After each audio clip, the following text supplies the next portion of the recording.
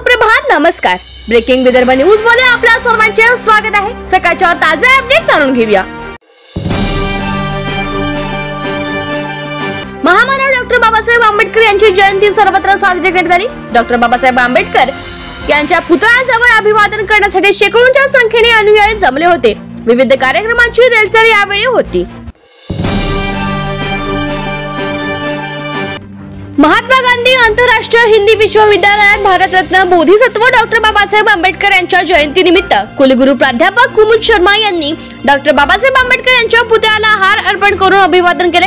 शिक्षक, शिक्षकेतर कर्मचारी, अधिकारी आणि विद्यार्थ्यांनी डॉक्टर बाबासाहेब आंबेडकर यांच्या अध्ययनरत पुतळ्याला पुष्प अर्पण करून अभिवादन केले. विद्यापीठामध्ये समता रॅलीचे देखील आयोजन करण्यात आले होते. वर्धाच्या समुद्रपूर तालुक्यातील लाहोरी येथे शेतात गोठ्याला आग लागून शेती साहित्य जळून खाक झाले आहे. शेतकरी मारुती ठाकरे यांच्या शेतातील शेतीचे साहित्य जळून मोठे नुकसान या आगीत झाले आहे. सरकारकडे मदत देण्याची मागणी शेतकऱ्याने केली आहे.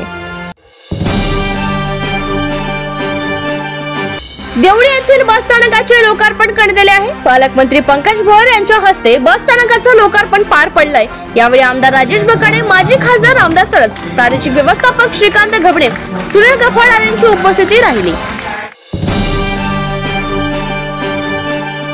भंडारा जिल्ह्यातील मोहाडी तालुक्यातील पालडोंगरी गावात मागील 6 दिवसापासून बेपत्ता असलेला तरुण विहिरीत सापडलाय. परिसरातील गावात यात्रा असताना यात्रेला आलेल्या वाट सरोणा विहिरीतून युवकाचा आवाज आला आणि पोलिसांच्या मदतीने युवकाचे प्राण वाचले. गेल्या 6 दिवसापासून विहिरीत युवक अडून असल्याची शंका व्यक्त होते.